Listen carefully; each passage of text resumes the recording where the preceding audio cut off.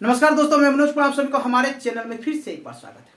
मैं उम्मीद करता हूं कि आप लोग बहुत ही अच्छे होंगे। इसी उम्मीद के साथ चलिए फिर से एक नई टॉपिक की ओर, नई क्लासेस की ओर हम आगे बढ़ते हैं। जी हाँ दोस्तों, आज का जो हमारा टॉपिक रहेगा, ये टॉपिक रहेगा कैपेसिटर बैंक के ऊपर में। जी हाँ दोस्तों, हम इंडस्ट्रियल में जहाँ पर इंडक्टिव लोड होने के कारण पावर फैक्टर ड्रॉप हो जाता है, इस पावर फैक्टर को इम्प्रूव करने के लिए, बढ़ाने के लिए हम क्या करते हैं, इंडक्टिव लोड के साथ पैरेलल में कैपेसिटर बैंक लगाते हैं। और कैपेसिटर बैंक लगाने के बाद हमारा पावर क्या हो जाता है, कैपेसिटेंस पावर में कन्वर्ट हो जाता है। कैपेसिटर बैंक जैसे ही इंडक्टिव लोड के साथ कनेक्टिविटी होता है, रनिंग होता है, तो उस लोड में हमारा क्या होता है ना, पावर फैक्टर यदि ड्रॉप है तो पावर फैक्टर इम्प्रूव हो जाता है। तो चलिए इसी टॉपिक को आगे बढ़ाते हुए आज हम जानेंगे कि हमारे इंडस्ट्रियल में सपोज एक कैपेसिटर बैंक रनिंग है, चलते चलते अर्थ फॉल्ट में ट्रिप हो गया। एक कैपेसिटर बैंक बार बार अर्थ फॉल्ट में ट्रिप हो रहा है, तो हम इस प्रॉब्लम से कैसे उभरेंगे, इस प्रॉब्लम को हम कैसे सॉर्ट आउट करेंगे, इस प्रॉब्लम में हम कैसे आइडेंटिफाई कर कि हमारा कैपेसिटर बैंक में बहुत सारे इक्विपमेंट्स लगे हुए हैं, कौन सा इक्विपमेंट्स डैमेज हुआ है जिसकी वजह से हमारा सिस्टम अर्थ फॉल्ट में बार बार ट्रिप हो रहा है। कहने का मतलब कैपेसिटर बैंक अर्थ फॉल्ट में बार बार ट्रिप हो रहा है, इसको हम कैसे सॉर्ट आउट करेंगे, कैसे चेक करेंगे। चलिए इसी के बारे में आज हम जानेंगे। यह क्लास बहुत ही इंपॉर्टेंट होने वाला है, बहुत ही वेरी इंपॉर्टेंट होने वाला है। इस तरह के क्वेश्चन आपको इंटरव्यू में पूछ दिया जाएगा। आप यदि फील्ड में काम कर रहे हैं तो आपको कैसे इस प्रॉब्लम से उभरेंगे, कैसे इस प्रॉब्लम को चेक करेंगे। चलिए बहुत ही बारीकी से इस क्वेश्चन को हम, इस प्रॉब्लम को हम कैसे सॉर्ट आउट करेंगे, तो आइए समझते हैं। तो सबसे पहले मैं बता दूं दोस्तों, आप हमारे चैनल पर यदि नए हैं तो हमारे वीडियो को, हमारे चैनल को सब्सक्राइब करें, लाइक करें और अपने दोस्तों तक शेयर करें और बेल आइकन को जरूर से जरूर दबाएं ताकि हमारे बनाए गए वीडियो आप तक इजीली पहुंच जाए।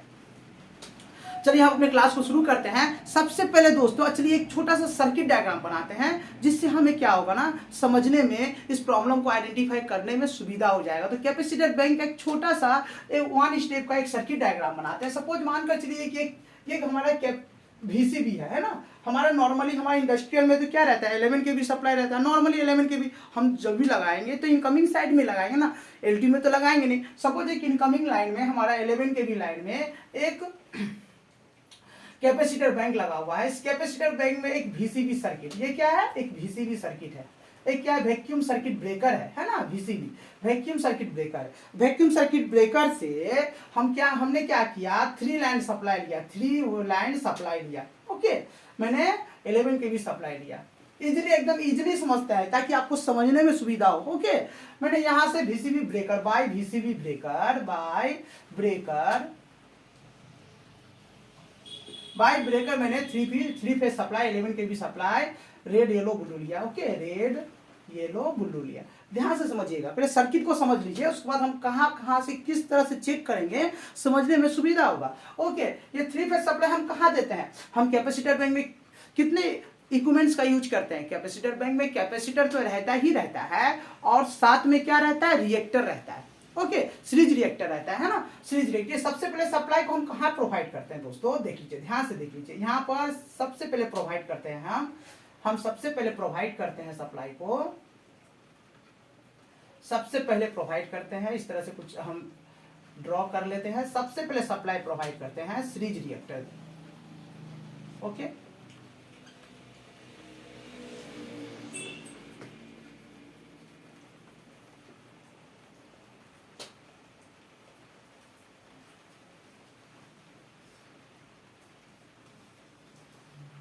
सीरीज रिएक्टर में सप्लाई रहते हैं। ये सीरीज रिएक्टर देख रहे हैं ना, जितने भी सीरीज रिएक्टर आउटडोर में लगा हुआ रहता है, सब बाय इंसुलेटर कनेक्ट रहता है, बाय इंसुलेटर कनेक्ट रहता है। ओके, ये सीरीज रिएक्टर है। सपोज यहां पर हम 1500 kVAR का एक कैपेसिटर बैंक लगा रहे हैं, 1500 kVAR का एक कैपेसिटर बैंक लगा रहे हैं, तो 329 kVAR का दो कैपेसिटर इसके साथ कनेक्ट रहेगा, दो कैपेसिटर इसके साथ कनेक्ट रहेगा, है ना। दो कैपेसिटर 329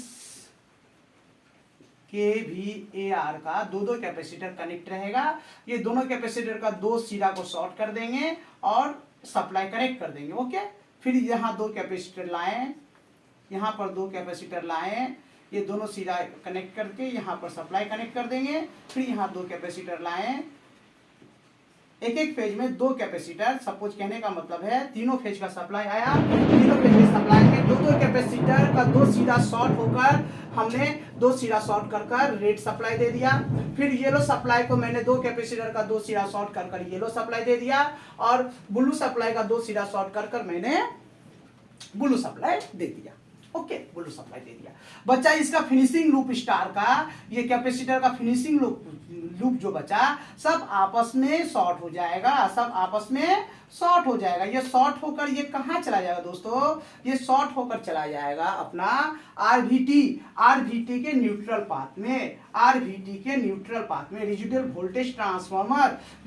वोल्टेज ट्रांसफॉर्मर जो हम एनडीआर के लिए यूज करते हैं, न्यूट्रल डिस्प्लेसमेंट रिले के लिए यूज करते हैं। सपोज इस सर्किट में कहीं भी हमारा अर्थ फॉल्ट होता है, कहने का मतलब ये इक्विपमेंट्स में कहीं भी इक्विपमेंट्स यदि बॉडी के कनेक्टिविटी में आती है, अर्थ के कनेक्टिविटी में आती है, तो इस पाथ में, इस न्यूट्रल पाथ में वोल्टेज आ जाएगा, और जैसे ही न्यूट्रल पाथ में वोल्टेज आ जाएगा मेरा आरबीटी एक्टिव हो जाएगा। उसके सेकेंडरी साइड में वोल्टेज, मतलब न्यूट्रल पाथ में वोल्टेज का आना, जैसे ही न्यूट्रल पाथ में वोल्टेज आ जाएगा ना, तो क्या करेगा ये एनडीआर रिले को एक्टिव कर देगा, और एनडीआर रिले हमारा ब्रेकर को, इस ब्रेकर को ट्रिप या बंद कर देगा।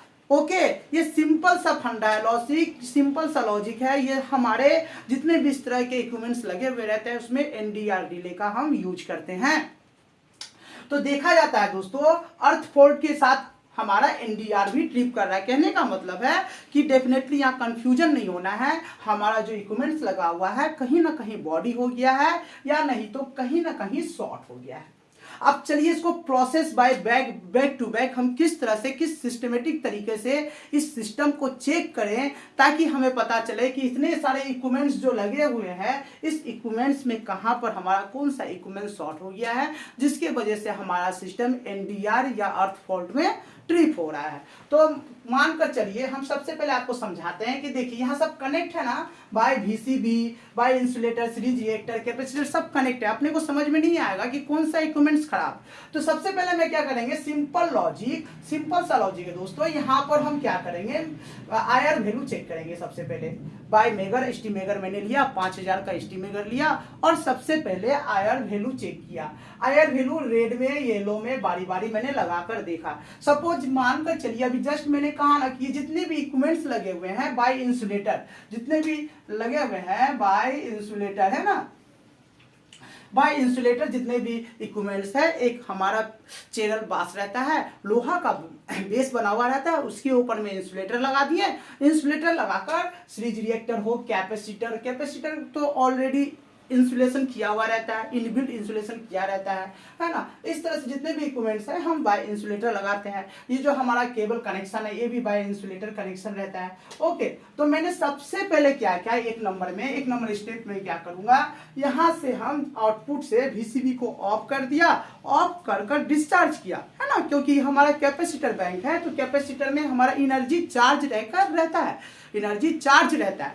तो इसको मैंने क्या किया, सबसे पहले यहाँ पर डिस्चार्ज रॉड लगाकर उसको डिस्चार्ज कर दिया, एनर्जी को मैंने डिस्चार्ज कर दिया। डिस्चार्ज करने के बाद आईआर वैल्यू चेक किया बाय एस्टीमेगर, क्योंकि हमारा एसटी लाइन है इसलिए मैंने बाय 5000 का एस्टीमेगर लिया और एस्टीमेगर से आईआर वैल्यू चेक किया।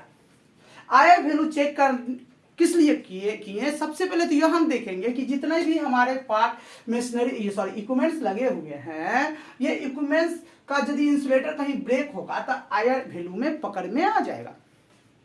तो मैंने आईआर वैल्यू चेक किया तो देखा गया कि यहाँ पर हमें 300 से लेकर 400 मेगा ओम्स हमें मिल रहा है, 300 से 400 मेगा ओम्स हमें मिल रहा है। इसका मतलब एक चीज 100% कंफर्म हो गए हम कि ये जितने भी हमारे इक्विपमेंट्स लगे हुए हैं, पार्ट्स लगे हुए हैं, इसका इंसुलेटर सब ठीक है, इसका इंसुलेटर वगैरह सब ठीक है। ओके, अब हमें चेक क्या करना है, ये तो कंफर्म हो गया कि ये कहीं भी पार्ट्स हमारे बॉडी के संपर्क में नहीं है। अब जो मेरा अर्थ पोल टिप हो रहा है, डेफिनेटली ये कैपेसिटर कहीं ना कहीं शॉर्ट हो गया, ये कैपेसिटर कहीं ना कहीं शॉर्ट हो गया है, जिसकी वजह से क्या हो रहा है, जैसे मैं सप्लाई एक्टिव कर रहा हूँ, ये कैपेसिटर शॉर्ट होने की वजह से इस न्यूट्रल पाथ में वोल्टेज आ जा रहा है, इस न्यूट्रल पाथ में वोल्टेज आ जा रहा है। ये वोल्टेज हमारा कहाँ जा रहा है, आरवीटी ट्रांसफार्मर में जा रहा है, रेजिडुअल वोल्टेज ट्रांसफार्मर में जा रहा है, जिसके वजह से रेजिडुअल वोल्टेज ट्रांसफार्मर के सेकेंडरी साइड में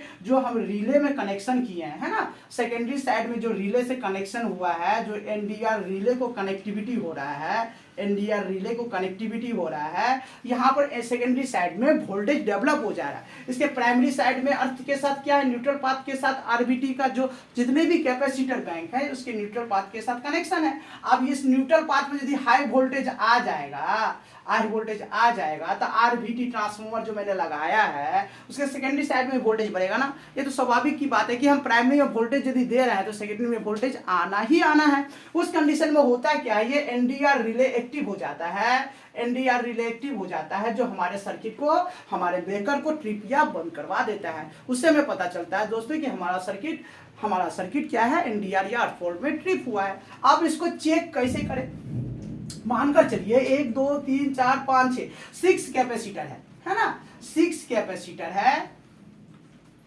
6 कैपेसिटर में से 6 का 6 कैपेसिटर तो डेड शॉर्ट होकर नहीं ना बैठा हुआ है।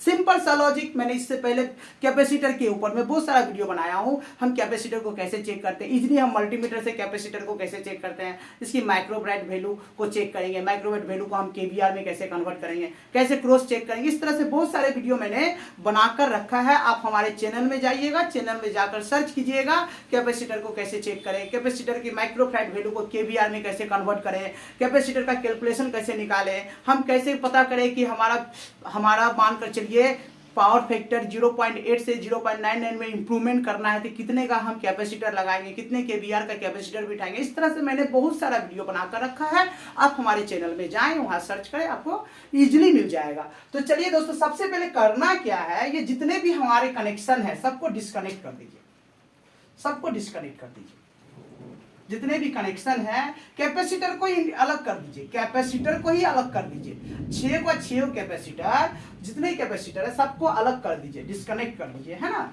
डिस्कनेक्ट कर दीजिए, 6 का 6 कैपेसिटर को अलग कर दीजिए। सर्किट के साथ इसको रखना ही नहीं है ना, रखना ही नहीं है। यहाँ से बारी बारी मल्टीमीटर से चेक कीजिए, यदि ये 329 केवीआर का है तो इसका आना चाहिए माइक्रोफैराड 18.6 माइक्रोफैराड आना चाहिए,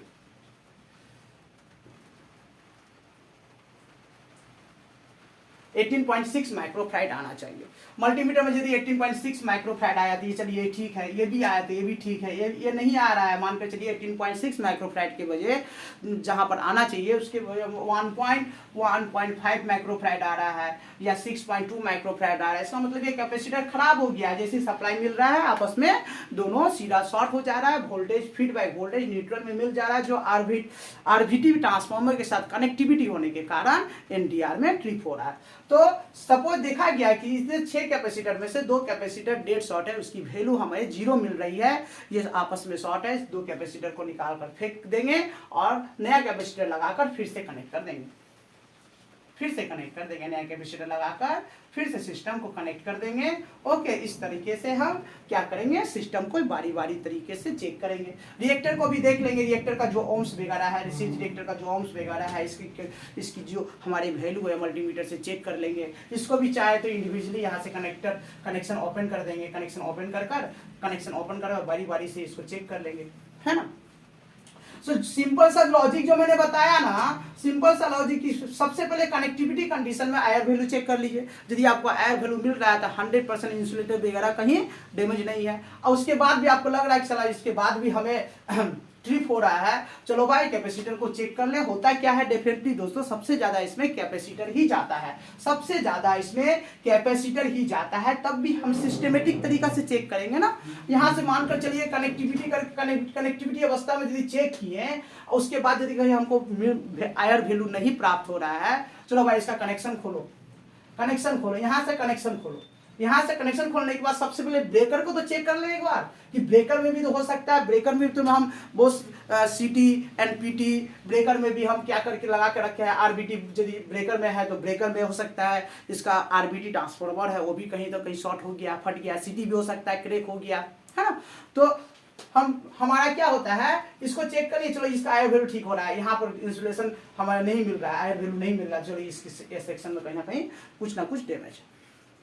इस तरीके से दोस्तों अर्थ फोल्ड में हमें सिस्टमेटिक तरीके से 1 बाय 1 खोलकर, या यदि मिल गया तो सही बात है, नहीं मिला तो 1 बाय 1 खोलकर स्टेप बाय स्टेप आगे बढ़ते रहना है। आपको डेफिनेटली दोस्तों कोई ना कोई पार्ट्स आपको डैमेज मिलेगा, उसको आपको चेंज करना है। इस तरीके से हम प्रॉब्लम को आइडेंटिफाई करेंगे, सॉर्ट आउट करेंगे।